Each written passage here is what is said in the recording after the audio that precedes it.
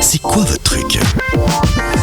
Direction ce matin le cœur du vignoble de la Côte où se cache un trésor culinaire aussi emblématique que savoureux, le Malakoff à l'auberge de Loing. Cette spécialité fromagère dorée et croustillante à l'extérieur, fondante à l'intérieur, est une tradition familiale transmise depuis des générations. Désormais, cette institution gastronomique franchit une nouvelle étape en rendant son Malakoff accessible au plus grand nombre grâce à une distribution en grande surface. Une révolution gourmande que nous racontent nos invités ce matin, Johan et Laurent Marguera, gardiens du savoir-faire de l'auberge de Loing. Bonjour messieurs, bonjour Laurent, bonjour Johan. Merci d'être avec nous. Bonjour. Bonjour. Bienvenue sur M le Média. Vous n'avez pas pris de Malakoff avec vous ce matin? On s'est dit que c'était peut-être un peu tôt pour... Ah, mais il n'y a pas d'heure. Moi, j'ai pas petit déjeuner. Bon, en tout cas, merci d'être avec nous et bravo pour ce que vous avez mis en place. Hein. Pourquoi avoir choisi de rendre le Malakoff accessible à la grande distribution? Parce que c'est quand même un produit...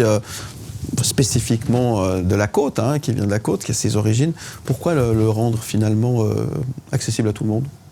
C'est tout d'abord une recette familiale. Ouais. C'est resté dans la famille avec cette auberge de Loing. Et puis depuis que je travaille au restaurant, ça fait à peu près 2 ans, j'ai travaillé en cuisine pendant une année. Ensuite, je me suis demandé ce que je pouvais faire pour développer le produit, pour développer ce que ma famille avait mis en place. Et on a eu l'opportunité de pouvoir faire connaître le produit par la COP. Ouais. Et ça nous est venu à ce moment-là l'idée de développer...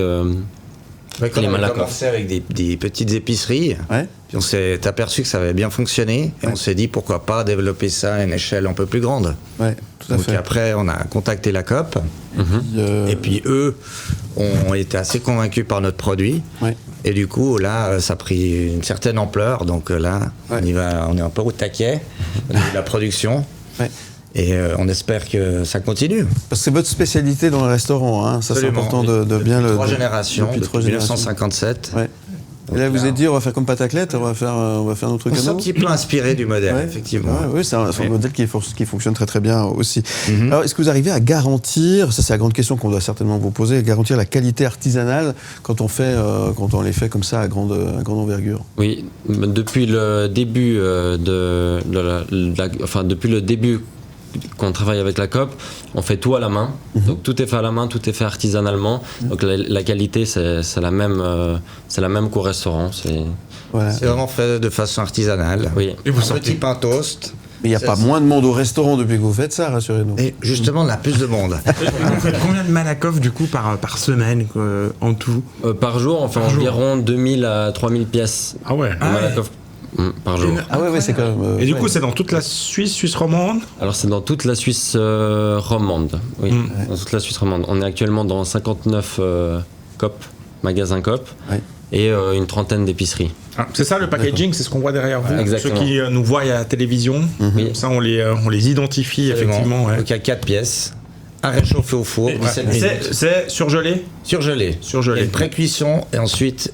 ils sont surgelés, donc il n'y a plus qu'à les mettre au four. 17 minutes, je vois que c'est écrit en gros là sur l'emballage. Et le secret du Malakoff de Loing est-il préservé avec cette histoire? Oui. Alors la recette reste secrète, elle reste familiale, et on ne la dévoilera jamais.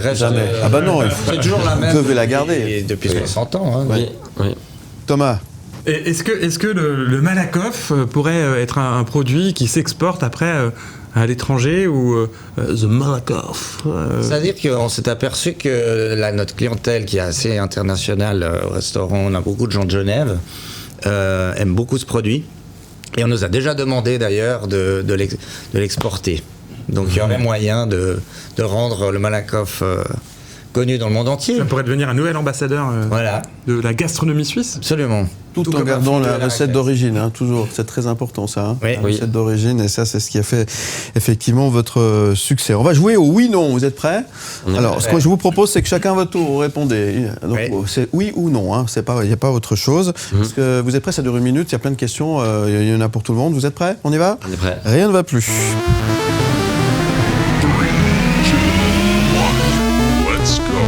Est-ce que le Malakoff a enfin trouvé le moyen de conquérir le monde, Laurent?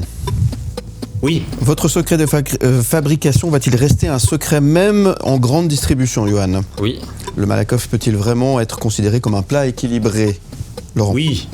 Avez-vous déjà vu quelqu'un en manger plus de 5 d'affilée sans regretter? Oui. Est-il vrai que le fromage fondu améliore l'humeur scientifiquement ou émotionnellement? Absolument, oui. Avec cette mise en rayon, le Malakoff est-il officiellement devenu une star du fromage? Oui. Un Malakoff sans vin blanc est-il un crime culinaire? Oui.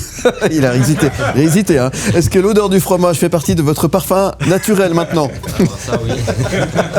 Peut-on dire que vous avez démocratisé une addiction fromagère? Oui. Faites-vous encore des Malakoff chez vous après le travail? Alors non. Est-ce que le Malakoff pourrait détrôner la fondue dans le cœur des Suisses? Allô? Il hésite. Y a pas... Si on mange tous les jours des Malakoff, doit-on prévenir notre cardiologue? Alors ça, peut-être. Et qu'est-ce qu'on peut vous souhaiter à tous les deux alors dans cette belle aventure des Malakoff? Une continuité, il faudra continuer à venir manger les Malakoff au restaurant et les goûter aussi à la maison. Ouais. Bon, en tout cas, on peut vous souhaiter surtout du succès. Hein. Effectivement, le Malakoff, c'est toujours un vrai plaisir. Oui, le Malakoff qui détrône la fondue, vous aurez des problèmes avec votre voisin de Tartagnan. Oui, alors justement. C'est vrai que là, il y a un peu concurrence. Mais on va... Alors, cela dit, on en parlait, il existe aussi le mondial du Malakoff. Oui, il y a eu 3 ou 4 éditions. Ouais. Je crois que là, ça s'est un peu essoufflé, pas comme à la fondue, mais il y a eu 3 ou 4 éditions, dont une où on a participé. Ça s'est bien passé. Bon, écoutez, voilà. Alors, les projets, il y en a plein, on l'a bien sûr compris. Plein succès. Et puis, alors, on peut les trouver en grande surface. On l'a dit, vous avez cité la marque déjà 3 ou 4 fois, c'est bon, et on va peut-être pas la redire encore une fois. Et d'autres projets de retrouver, évidemment, vos Malakoff dans d'autres grandes surfaces aussi, évidemment, et de démocratiser en quelque sorte. Aux States auprès du grand public, hein, c'est ça l'idée. Absolument, c'est ça. Voilà. D'étendre un petit peu le projet. Bon, alors on viendra goûter vos Malakoff, mais on ira au restaurant. C'est pas loin. Venez les lundis soirs, c'est à goût. Il a plein de... Record, c'est 21 si jamais. 21, c'est très très bien. Il va vraiment pas regretter, lui. Non, il va bien. Ça sera ta tournée, parce que avec des gags comme ça, il faut arrêter, hein, c'est pas possible. Merci beaucoup, on vous retrouve en podcast et en image sur le site mlemedia.ch. Merci Laurent, merci Johan. Et puis, merci à Malakoff alors. Merci à vous pour votre accueil. Avec grand plaisir et à très bientôt sur M le Média. Où tu veux, comme